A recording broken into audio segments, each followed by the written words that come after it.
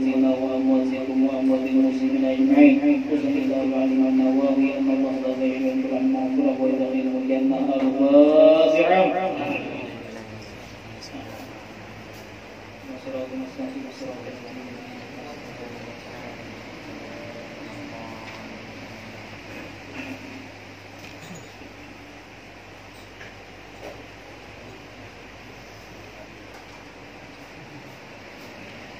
Bismillahirrahmanirrahim. Alhamdulillahirabbil alamin. Allahumma shalli wa sallim ala sayyidina Muhammadin wa ala alihi wa ashabihi ajma'in wa la hawla wa la quwwata illa billahil aliyyil azim. Subhanaka la ilma lana illa ma 'allamtana innaka antal alimul hakim. Alhamdulillah, bersyukur kepada Allah Subhanahu wa taala dan bersalawat kepada Nabi kita Muhammad sallallahu alaihi wasallam, yang mana dengan berkat beliau kita berubah daripada zaman jahiliyah menuju kepada zaman yang penuh ilmu. Salawat serta salam juga tercurah kepada keluarga beliau dan sahabat-sahabat beliau dan seluruh pengikut beliau hingga akhir zaman. Para hadirin hadirat yang dimuliakan oleh Allah Subhanahu wa taala, malam ini kita melanjutkan hadis yang ke-19, memasuki hadis yang ke-19. An Abil Abbas Abdullah bin Abbas radhiyallahu anhuma qala, daripada ayahnya Abbas, daripada Ibnu Abbas, misalnya an Ibnu Abbas Abdullah bin Abbas radhiyallahu anhu maqal, daripada Ibnu Abbas, yaitu nama beliau Abdullah bin Abbas radhiyallahu anhu. Qala, beliau berkata, untuk khalfan Nabi sallallahu alaihi wasallam yauman, pernah aku di belakang Nabi sallallahu alaihi wasallam pada Abdullah bin Abbas ini di belakang Nabi pada suatu hari. Kemudian Nabi mengatakan kepada beliau, ya ghulam, inni u'allimuka kalimat. Wahai anak kecil. Gulam itu panggilan untuk anak kecil yang umurnya 10 tahun ke bawah. Makanya rancak kita mendengar guru-guru mentasmiyahi kekanakan dengan sebutan ya gulam, itu untuk lakian, kekanakan lakian. Itu umurnya 10 tahun ke bawah. Ya gulam, wahai gulam, wahai anak kecil. Berarti Abdullah bin Abbas waktu itu umurnya sekitar 10 ke bawah. Inni u'allimuka kalimat, sesungguhnya aku ingin mengajari engkau beberapa kalimat. Maksudnya kalimat di sini beberapa nasihat. Sidin hendak menasihati Abdullah bin Abbas ini beberapa nasihat. Ihfazillaha yahfazka, jagalah Allah maka Allah akan menjagamu. Itu nasihat pertama. Ihfazillaha tajidhu tujahak, jagalah Allah maka engkau akan mendapatkan Allah ada di hadapan engkau. Jadi jagalah Allah. Jagalah Allah itu bagaimana? Menjaga Allah itu bagaimana?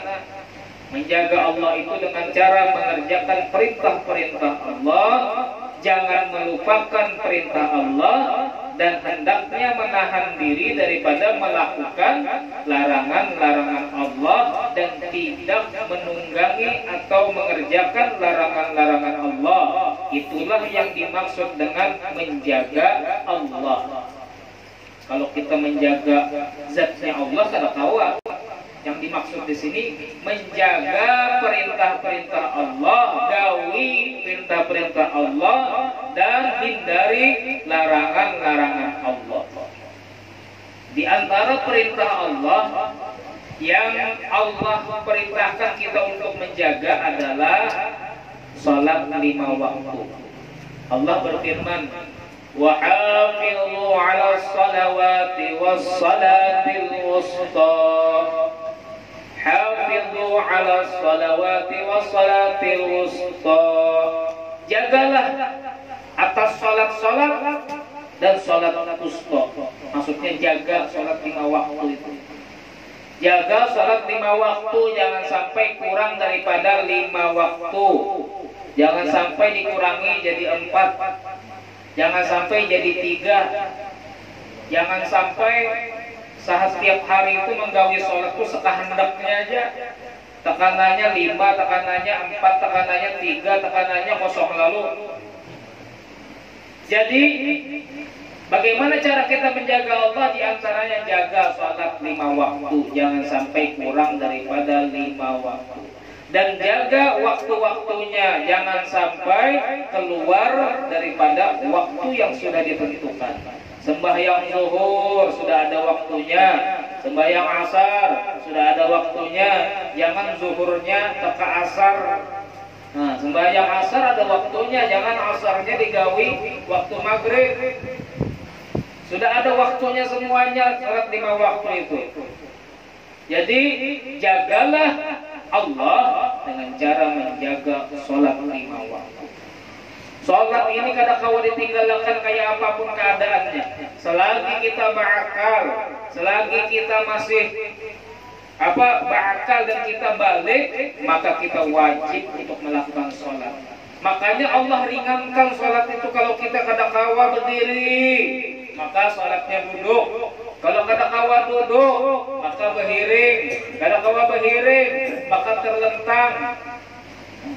Kadang-kala bergerak, misalnya diikat orang, kadang-kala bergerak lalu, maka sholatnya dengan hati. Kadang-kala wudu juga itu sudah diikat kayak anak bodoh. Kadang-kala wudu, kadang-kala bergerak, maka kada usah wudu, kada usah bertayamum, langsung sembahyang dengan hati pian tadi.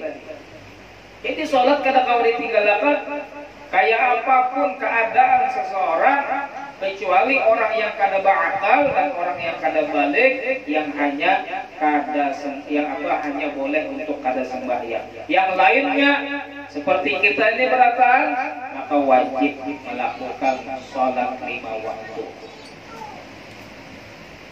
Mbah Pangjar misalnya kalau ada ketinggalan sudah zuhurnya kelewatan, berarti kan usah tadi kodok. Jar guru tadi kan usah, jangan zuhur dipindah ke asar. Lain kayak itu maksudnya. Kalau sudah terlanjur pian meninggalkan, mau kada mau harus dikodoi. Jangan sudah terlanjur aja ditinggalkan, ya rusak gitu sudah sembahyang. Jar guru jangan dipindah sembahyang zuhurnya di waktu asar, berarti kan usah sama sekali sudah digawi. Jangan. Daripada kada digawi sama sekali, lebih baik kan mengkodoinya, habis itu pian bertobat lawan Allah Subhanahu wa taala, minta ampun, ya Allah minta ampun ulun sudah mengakhirkan sembahyang, ulun berdosa benar lawan pian. Insyaallah habis ini ulun kada hendak lagi ya Allah menunda-nunda sembahyang sampai keluar daripada waktunya. Jadi kalau sudah terlanjur ketinggalkan, maka pian qodoi. Jangan kada diqodoi.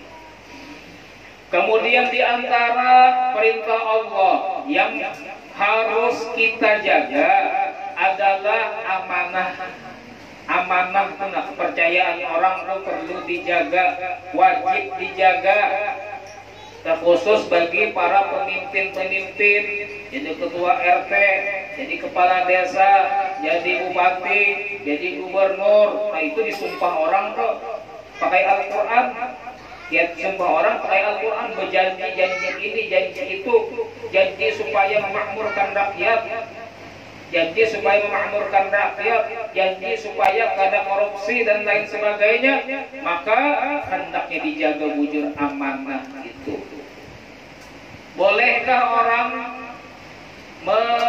mengingkari janjinya? Kalau misalnya, maksudnya bolehkah orang itu kalau sudah bersumpah, imbah tuh inya langgar sumpahnya? Terkadang orang itu Inya perlu melanggar sumpah. Kalau misalnya melanggar sumpah itu lebih baik daripada kada. Kadang-kadang melanggar sumpah itu lebih manfaat bagi orang daripada kada. Makanya dianjurkan melanggar sumpahnya, tapi inya bayar kafarat. Kalau orang Banjar nyambat kafarat aja. Orang Banjar itu kalau bahasa Arabnya kafaroh, bayar kafaroh ini. Kemudian diantara yang harus dijaga oleh orang Islam daripada bentuknya menjaga Allah adalah hendaknya ia menjaga pandangannya. Menjaga pandangannya. Jangan memandang kepada pandangan-pandangan yang haram. Jaga itu perintah Allah. Kalau kita menjaga Allah, jaga pandangan kita. Wah, ini kali banget anak menjaga pandangan itu. Kenapa? Karena banyak beginian yang mau obral. Wah, ini murahan, banyak murahan ke orang. Kalau beginian berhari itu larang, disembunyikan itu paha, disembunyikan itu payudara, disembunyikan itu muha. Bahari itu menampakkan muha supan beginian. Kalau wayah ini jangankan muha, paha, payudara, sampai akan beratan, burit, sampai akan beratan. Coba kita contoh Sayyidah Fatimah Zahra. Nah, hari ini adalah hari kelahir Fatimah Zahra. Hari kelahiran beliau. Ayo kita dengarkan sedikit bagaimana apa yang dicontohkan oleh Sayyidah Fatimah Zahra. Ketika Sirin itu sakit parah, maka Sirin berbincang-bincang tentang masalah jenazah itu. Nah, jenazah itu kalau ini dibawa ke kuburan itu kayak apa? Apakah pakai keranda, apakah terbuka kayak itu sehingga orang banyak melihat? Ternyata jawaban daripada orang bahwasanya kalau orang meninggal itu dikafani dengan kafan yang ketat. Kafannya tadi ketat benar, sehingga kelihatan lekat lekuk daripada tubuh. Maka Sayyidah Fatimah pun sedih mendengar itu. Sayyidah Fatimah kepikiran kayak apa kayaknya kalau aku meninggal, aku dikafani, sedangkan tubuhku kelihatan oleh orang-orang yang bukan mahram.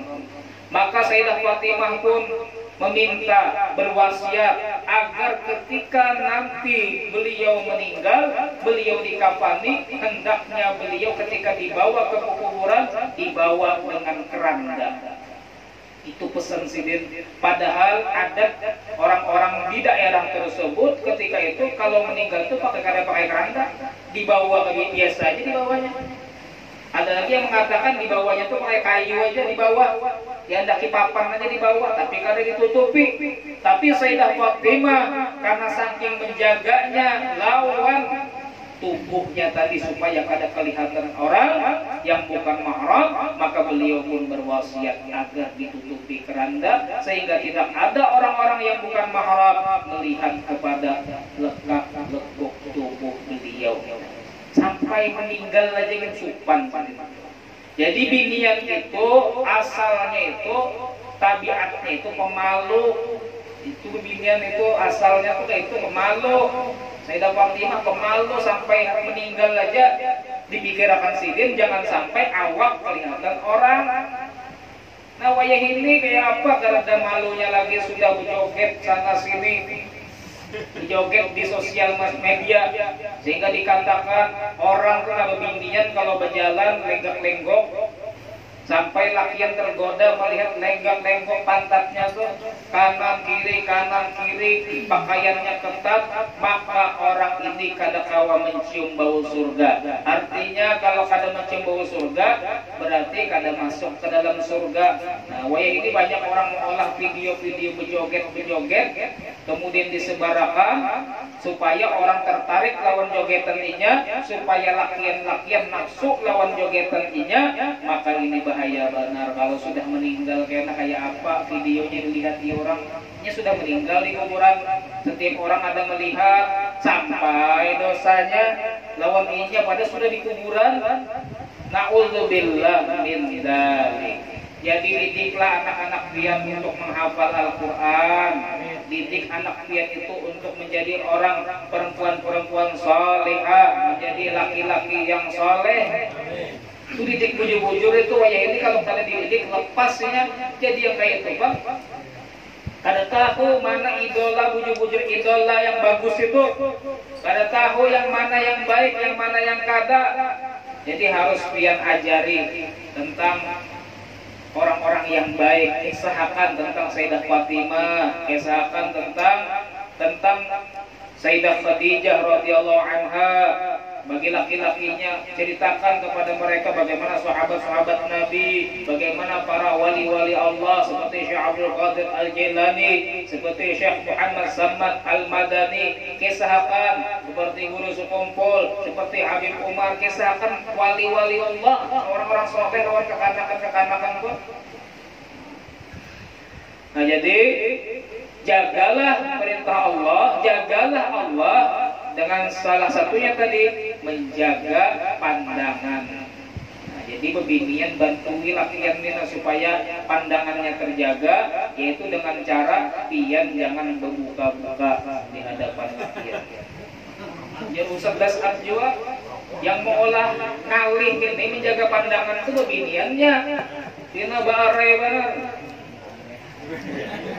Sayyidah Fatimah Az-Zahra, Sayyidah Fatimah Az-Zahra pernah Sayyidina Ali dengan para sahabat duduk bersama Rasulullah dalam satu majelis. Maka Rasulullah mengatakan, tahukah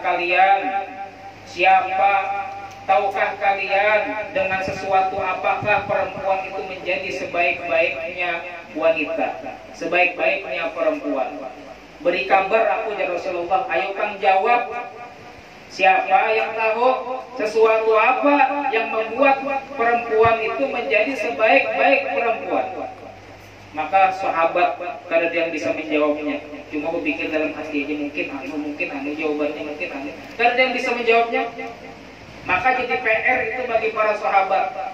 Kemudian Sayyidina Ali balik ke rumah, bertemu dengan Sayyidah Fatimah Az-Zahra. Ujar Sayyidah Fatimah, wahai suamiku, apa yang engkau dapatkan daripada majlis bersama Nabi Muhammad? Oh itu tuh bini yang solehah. Betapun kayak apa tadi itu yang didapatkan di majlis, apa yang disampaikan, betapun kayak itu. Ini kada laki bulik kayak apa? Adalah duit. Kayak apa duit ya? Takuni apa yang didapat di majlis tadi itu? Hadisnya apa? Faidah-faidahnya apa, hikmah-hikmahnya apa. Jadi Sayyidina Ali mengatakan tadi Nabi Muhammad menanyakan dengan sesuatu apakah perempuan itu menjadi sebaik-baik perempuan, maka kami diam semuanya. Kata Sayyidina Ali, tidak ada yang bisa menjawab. Maka kata Sayyidah Fatimah, sebaik-baik perempuan itu adalah, nah Sayyidah Fatimah bisa menjawab, sebaik-baik perempuan itu adalah an la tarah rajula wa la yarahar rajulu, hendaknya dia tidak melihat laki-laki dan laki-laki tidak melihat kepada dirinya. Maksudnya apa? Maksudnya adalah hendaknya perempuan itu tidak senang melihat laki-laki dan dia tidak senang dilihat oleh laki-laki. Berarti aku senang juga, pasti sudah senang lakian melihat binian itu senang pasti. Binian melihat lakian senang pasti.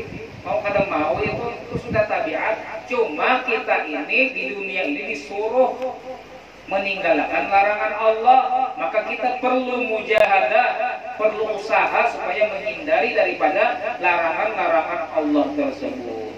Jadi sebaik-baik perempuan adalah yang tidak melihat laki-laki, artinya tidak suka melihat laki-laki, artinya menjaga pandangannya daripada memandang laki-laki, dan ianya menjaga dan laki-laki tidak bisa melihat dirinya, artinya ianya menutup dirinya daripada pandangan laki-laki. Itu perempuan yang sebaik-baik perempuan itu. Berarti kebalikannya apa? Berarti kebalikannya sejelek-jeleknya perempuan adalah perempuan yang suka melihat laki-laki dan dia suka melihatkan dirinya kepada laki-laki. Ini sejelek-jeleknya perempuan. Jadi kata baik. Kalau hendak melihat bapak, hendak bertampai-tampai juga seluruh tubuh pian tampayakan lawan laki pian. Kalau lawan laki pian itu bebas, bahkan dianjurkan kalau beginian itu sudah berumah tangga, di luar rumah ini ke Arab-Araban, di dalam rumah ke barat-baratan. Ya, di luar rumah ke Arab-Araban, di dalam rumah ke barat-baratan. Di luar rumah betutup, bercadar kalau perlu. Di dalam rumah lepas cadar, lepas kerudung, lepas liatakan kedatangan lawan laki pian dari itu. Jadi kalau hendak mungkin berbuka-bukaan, bukaan pian di muka laki pian, berjoget pian di muka laki pian dari itu. Kalau perlu setel lagu India, joget pian itu putar-putar di muka laki. Nah, kenapa? Apa itu? Lawan laki itu halal sudah. Nah, jadi kalau hendak lawan laki aja, daripada pian umbar lawan orang-orang yang bukan mahram, itu menjadi dosa. Tapi kalau lawan laki pian menjadi pahala yang akan pian petik kelak di akhirat. Tongkolak. Jadi hal kawa jiwa, hendak berarah-arah itu hendak melihatkan keseksian pian itu kawa jiwa lawan laki itu, Bang. Dijamin berpahala, membahagiakan laki. Himung laki tadi. Nah, kalau laki kayak itu dihiburnya, kada hendak laki-laki begini dua.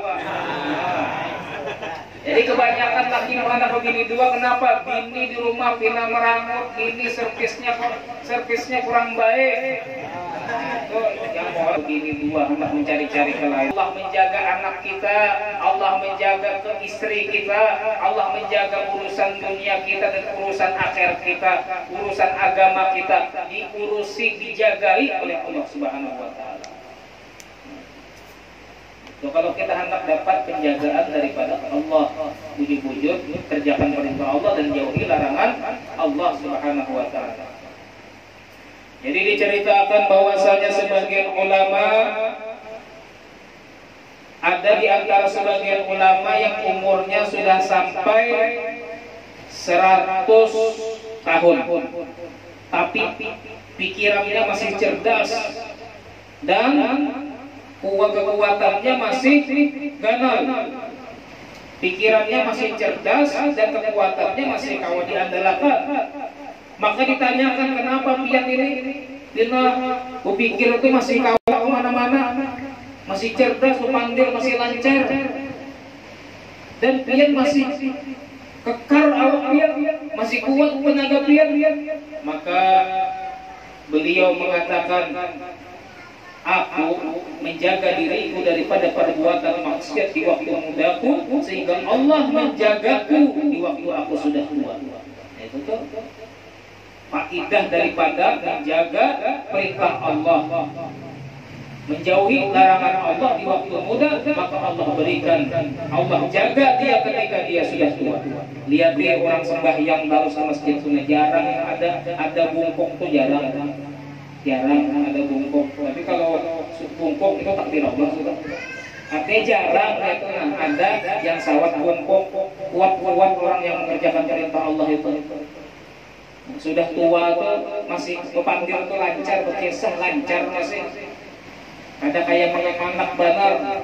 Orang tua kan kalau sudah tua kembali kayak menganak pulang.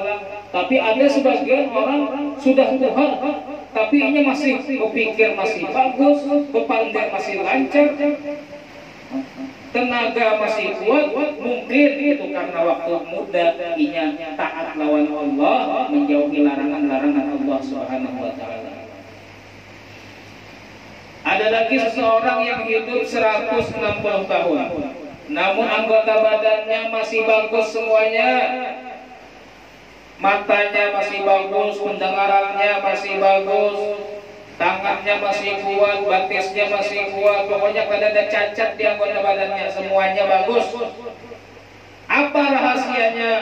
Maka ditanyakan kepadanya, apa rahasia pian mendapatkan hal seperti ini? Maka dia mengatakan, lam a'sillaha bi'udlin minha. Aku tidak pernah bermaksiat kepada Allah dengan satu anggota badan pun kepada Allah Subhanahu wa taala. Jadi artinya menjaga perintah Allah, dan menjauhi larangan Allah, itu akan mendapatkan penjagaan Allah kelak ketika sudah tua. Para hadirin hadirat yang dimuliakan oleh Allah, ini disebutkan pula oleh sebagian salafus saleh, man ittaqallah faqad hafidha nafsah. Barang siapa yang bertakwa kepada Allah, maka dia menjaga dirinya.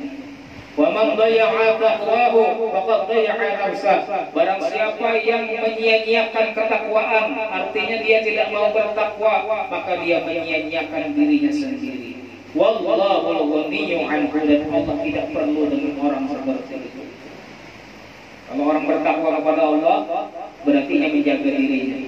Menjaga dirinya daripada neraka, menjaga dirinya daripada hal-hal yang tidak dia senangi ketika di dunia, menjaga dirinya, menjaga keluarganya, menjaga hartanya, menjaga agamanya, menjaga akhiratnya. Dan orang yang melalaikan takwa, berarti dia melalaikan dirinya sendiri, dan Allah tidak perlu dengan dirinya. Dulu ada seorang Sa'id bin Al-Musayyib. Sidin berbanding lawan anak Sidin. Wahai anakku, aku akan menambahkan di dalam salatku karena engkau.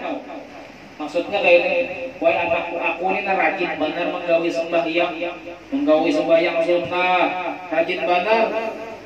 Sangat apa aku rajin menggawi sembahyang tadi? Karena ikam nakai. Karena aku pernah mendengar firman Allah, wa kana abuhuma salihah, dan adalah ayah keduanya itu orang saleh. Ini dalam surat Al-Kahfi. Dalam surat Al-Kahfi itu ada diceritakan ada dua orang kakak beradik, yang mana kakak beradik ini orang yang saleh, orang takwa kepada Allah. Ternyata setelah ditelusuri, dan itu sudah sesuai juga dengan firman Allah Subhanahu wa taala, bahwasanya keduanya ini mempunyai kakek yang orang kakek tersebut adalah orang yang saleh, orang yang takwa kepada Allah. Jadi orang yang takwa kepada Allah, dia akan menurunkan orang yang takwa kepada Allah Subhanahu wa taala juga berkah daripada ketakwaan kakeknya tadi. Cuma ada juga bang yang melalaikan kakak abahnya kiai, anaknya ahli maksiat, orang fasik, ada juga. Cuma kebanyakannya, kalau orang itu adalah orang yang soleh, orang yang takwa kepada Allah, apalagi wali, maka anaknya pun kena akan mendapatkan keberkahannya, jadi orang soleh juga. Karena cucunya mendapatkan juga keberkahannya, jadi orang soleh juga. Dan seterusnya, kalau orang itu menjadi wali, jadi orang soleh, maka anaknya dijaga oleh Allah, cucunya dijaga oleh Allah, cicitnya dijaga oleh Allah Subhanahu wa taala dengan berkat ketakwaannya. Belum lagi orang soleh itu rancak berdoa. Kalau orang soleh itu punya kada mendoakan diri sendiri, yang ingin doakan juga keturunannya. Keturunan pasti sudah, ya Allah, keturunan ulun, ya Allah, anak-anak ulun, cucu-cucu ulun, ya Allah, jadikan orang-orang takwa, jadikan orang-orang soleh, sehingga anak cucunya tadi mendapatkan berkat daripada doa orang soleh tadi. Kemudian dikatakan pula oleh Umar bin Abdul Aziz, ma min mu'minin salihin yamutu illa hafizahullah azza wa jalla fi aqibi wa aqibi aqibi. Ini sama juga maksudnya. Jadi tidak ada orang mukmin yang saleh yang ia meninggal kecuali Allah jaga anaknya dan keturunannya, anaknya, cucunya sampai ke bawah itu dijaga oleh Allah Subhanahu wa taala. Dan diceritakan seorang Rabi'ah Al-Adawiyah, mungkin pian sering mendengar, seorang perempuan yang namanya Rabi'ah Al-Adawiyah. Pada suatu ketika ada maling masuk ke rumah beliau. Setelah masuk, maling tadi mengambil pakaian Sayyidah Rabi'ah Al-Adawiyah. Habis mengambil lalu hendak kabur. Ternyata ketika hendak kabur tadi kada mendapatkan lawang. Ada kelihatan lawang hendak kabur. Maka masuk tadi lewat lawang. keluar lewat lawang. Berarti kada kelihatan lawangnya, maka diandaknya baju itu kalau sekali diandaknya kelihatan lawang. Diambilnya pulang baju tadi, ketutup pulang lawangnya, kada kelihatan sama sekali. Diandaknya pulang, kelihatan pulang, berkali-kali ini mencobai kayak itu. Ketika diandak, kelihatan lawangnya. Ketika diambil, hendak dibawa kabur pakaian yang hendak dicuri tadi, kada kelihatan lawangnya, ditutupi oleh Allah Subhanahu wa Ta'ala. Maka ada suara yang terdengar oleh maling tersebut. Maling, Rabi'ah al-Adawiyah memang tidur, tapi kekasihnya yaitu Allah tidak tidur selama-lamanya. Allah menjaga dirinya. Jadi Allah yang menjaga Rabi'ah al-Adawiyah. Padahal Rabi'ah al-Adawiyah waktu itu sedang tidur. Inilah orang yang takwa kepada Allah, maka Allah jaga kehidupannya. Allah jaga dirinya, Allah jaga hartanya. Lain dirinya aja dijaga, hartanya dijaga juga oleh Allah Subhanahu wa Ta'ala. Diceritakan pula dulu. Nah, dulu ada seorang pengembala. Pengembala ini mengembala domba. Domba itu kambing yang bulunya tebal-tebal, yang biasanya warna putih itu. Domba. Mengembala domba. Dia sedang sholat di tempat gembalaannya tadi.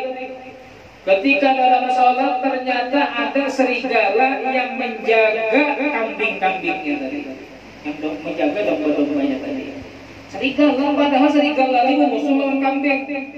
Serigala ini biasanya kada komplek kambing dimakannya, tapi ini aneh, serigala malah menjaga kambingnya. Maka ada orang yang bertanya kepada orang tersebut, kepada penjaga kambing tersebut, penasaran tanya, kenapa ini pena aneh? Maka, wahai fulan, wahai pengembala kambing, kenapa ini serigala bisa damai dengan kambing? Maka dia mengatakan, ketika Allah. Jadi pertanyaannya ulangi lagi, kapan serigala bisa damai dengan kambing? Mulai kapan? Maka ia mengatakan, yaitu ketika Allah mendamaikan di antara serigala dan kambing. Jadi Allah yang mendamaikan jadinya. Kenapa Allah mendamaikan? Karena orang tersebut adalah orang yang taat kepada Allah Subhanahu wa Ta'ala. Walaupun ia mengembala kambing, tapi kada ingat lawan sembahyang. Kadang melupakan sembahyang. Jadi gawian itu yang kayak apa aja sembahyang jangan ditinggalkan. Tetap utamakan takwa kepada Allah Subhanahu wa Ta'ala. Coba kalau kita pikirkan, kenapa orang itu bersusah payah banarinya untuk mengejar dunia, padahal menikmati dunianya paling sebentar aja. Kenapa ini bersusah payah banar, mengeluarkan keringatnya, meluangkan waktunya dan lain sebagainya? Kenapa? Sedangkan ia melalaikan daripada ibadahnya kepada Allah, padahal ibadah kepada Allah menikmatinya nanti kita selama-lamanya. Jadi orang itu aneh kalau ini begawi berhimat banar, padahal hidup situmat saja, sedangkan ia beribadah kolel, sedangkan sembahyang kolel, sedangkan berzikir baca Quran kolel, padahal menikmati daripada ibadahnya tadi selama-lamanya. Nah, itu yang perlu dipikirkan oleh kita manusia yang masih diberikan kesempatan oleh Allah hidup di dalam dunia ini.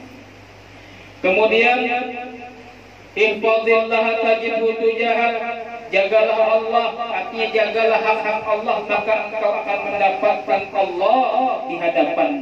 Maksudnya adalah apabila kita menjaga perintah Allah dan menjauhi larangan Allah, maka Allah Subhanahu wa Ta'ala akan terus menjaga kita dimanapun kita berada. Urusan apapun yang kita ingin jagakan tadi, di urusan dunia, urusan akhirat, maka akan dijagakan oleh Allah Subhanahu wa Ta'ala. Dan Allah jaga kita daripada yang mencelakakan kita, dan Allah akan memberikan kita berkah-berkah dalam kehidupan dunia kita. Jadi jaga Allah Subhanahu wa taala. Dikatakan pula kemudian sabda Nabi seterusnya, nasihat yang kedua. Nah, satu lagi yang kedua ini kada sampai tuntung kita membaca hadisnya karena waktunya sudah habis. Idza sa'alta fas'alillah. Jika engkau meminta, maka mintalah kepada Allah. Minta lawan Allah Subhanahu wa taala. Kenapa minta lawan Allah?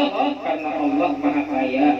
Allah itu Maha memiliki segalanya dan tidak bisa memberi kecuali orang yang diberikan oleh Allah Subhanahu wa taala kemampuan untuk memberi. Ya, kita habis sembahyang rancang membaca apa? La mani'a lima a'taita wa la mana'ta wa la raddan lima qadaita wa la yanfa'u dzal jaddi minkal jadd. Apa artinya itu? Kalau sembahyang ada tahu artinya. Ya Allah, tidak ada yang bisa mencegah apabila engkau mau memberi, ya Allah. Manusia hendak menghalangi dia jadi orang sugih, tapi kalau Allah hendak dia sugih, kada kau menghalangi manusia. Dan tidak ada yang bisa memberi orang yang pian larang, orang yang pian tahan daripada memberi, ya Allah. Manusia ini memang mengusahakan pian hendak sugih misalnya, cuma Allah kada hendak, kada kawa. Misalnya ada orang sugih menjamin pokoknya ikam harus sugih lah, kayaknya ikam kubari ini. Tapi Allah ada hendak, itu janji palsu jadinya. Karena kau jadi sugih kalau Allah ada hendak. Itu yang dimaksud dengan bacaan setelah kita sembahyang itu. Jadi minta kepada Allah. Bahkan disebutkan dalam sebuah hadis, liyas'al ahadukum rabbahu hajatahu kullaha hatta syi'a na'lihi idza qata'a. Mintalah lawan Allah hajatmu. Hendaknya seseorang meminta kepada Allah hajatnya walaupun tali sandal. Apabila tali sandalnya putus. Jadi kalau misalnya tali sandal putus, mintanya lawan Allah. Ya Allah, nah tali sandal ulun putus nah, karena mau dipakai lagi, ulun anak begawi. Minta lawan Allah. Tapi jangan minta tali sandalnya gugur datang langit, lain dua. Artinya kalau doa pian kabul tadi mungkin pian dapat duit kena, ada yang memberi duit kan, ada yang mal tali sandal kan. Ini ada juga orang mau olah video, ya Allah, duit kalau mau kawin yang gugur duit dari di atas 100 juta, ya Allah, ulun hendak ini pulang gugur pulang. Itu contoh yang ada bujur itu. Doa itu memang kepada Allah, tapi kena ada mungkin yang mengantari kan, ada perantaranya. Jadi mintalah kepada Allah walaupun tali sandal. Jadi apapun ini yang banal, yang halus, bacaan mintanya lawan Allah Subhanahu wa taala. Iyyaka an tatluba hawaijaka mimman yughliqu babahu dunaka. Jangan, ini nasihat daripada Taus. Nasihat daripada seorang yang bernama Taus. Jangan minta hajat-hajatmu kepada seseorang yang menutup pintunya. Coba kalau malam itu ditutupnya lawang orang. Kalunya lagi munyak lawan orang luar, tutupnya lawang. Jangan meminta-minta lawan orang yang meminta kepada Allah Subhanahu wa taala. Petunjuk Allah kalau kita minta. Kalau manusia kita pinta sekali mungkin dia bisa memberi dan hatinya senang. Kalau dia itu orang dermawan. 2 kali mungkin dia masih aja senang. 3 kali, 4 kali, 5 kali kerancakan munyak jiwanya. Tapi kalau Allah Subhanahu wa taala dimintai sekali senang Allah. Dimintai pula tambah senang. Dimintai pula tambah senang. Sering kita meminta kepada Allah, tambah Allah senang kepada kita. Itu bedanya. Jadi kalau kita berhajat lawan manusia, jangan tapi rancak meminta tolong lawannya, jangan tapi rancak minta lawannya, tapi mintalah sering-sering kepada Allah Subhanahu wa taala. Manusia itu mau dulunya kalau kerancakan melihat muka kita, maunya. Kemudian dikatakan oleh Fudhal bin Iyad, ahabbun nas ilan nas man istaghna 'anil nas. Paling dicintainya manusia di sisi manusia adalah yang paling tidak memerlukan kepada manusia.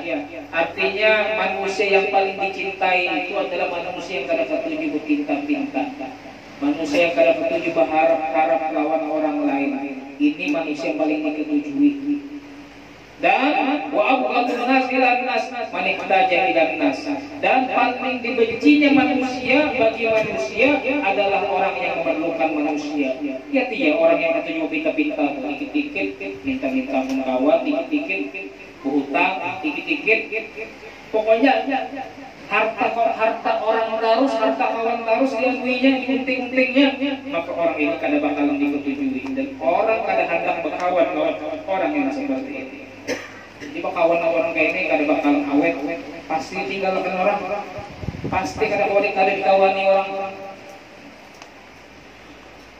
Wa habbun nas ila Allah azza wa jalla, dan manusia yang paling dicintai oleh Allah man sa'alahu, orang yang suka meminta kepada Allah, wastaghna bihi an ghairihi, dan dia merasa cukup dengan Allah dan dia merasa tidak perlu kepada selain Allah Subhanahu wa taala.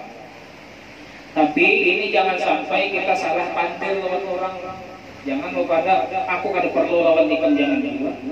Kita kadang-kadang perlu juga lawan manusia. Meninggal aja kan perlu lawan manusia. Kau lah yang meninggal ke mandi seorang, memakai kapan seorang, tulak ke kuburan seorangan, masuk ke dalam kuburan seorang, kada tahu. Jangan juga salah pantil lawan orang. Salah panggil lawan orang, tidak diurusi orang, dia pas meninggal.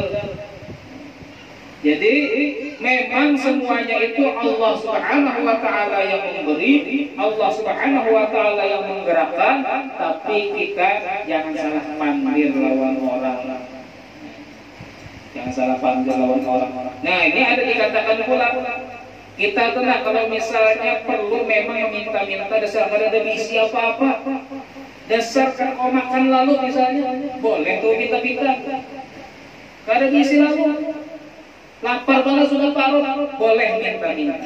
Tapi ketika kita itu diberi oleh orang, maka kita jangan sampai menjadikan orang tersebut seperti raja kita, dan apapun yang disuruhnya harus kita turuti. Ada harus kita, ada harus sampai itu. Kalau kayak itu kita akhirnya jadi penjilat.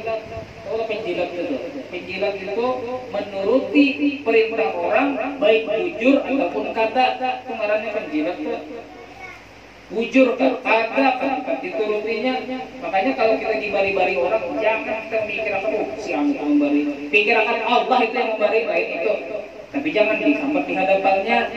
Hampir dia dibari orang kena. Sampai dalam hati aja, artinya ini pemberian Allah. Jadi aku itu biasa-biasa aja kalau aku terima kasih lawannya, tapi ini pemberian Allah Subhanahu wa taala. Supaya kita ini jangan jadi penjilat. Jadi kalau misalnya ada orang memberikan duit sebagian, misalnya hubungan nanolah pejabat memberikan duit sebagian. Nah, bukan calon-calon yang memberikan. Nih, aku anak menggunakan rumah sebagian. Itu jangan sampai hati pian itu pokoknya aku harus menurut terus lawan orang ini. Kayaknya pian disuruhnya kada baik, pian menurut juga jangan. Maka dikatakan oleh ulama an yarahum kal ardi allati jaral mau 'alaiha.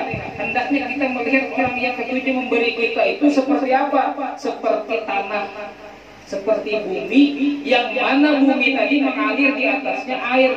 Anggaplah seperti sungai. Anggap seperti sungai. Tanah yang ada di sungai itu, yang mana di atasnya mengalir banyu sungai. Nah, yang mengolah banyu tadi mengalir, bukanlah tanah tadi.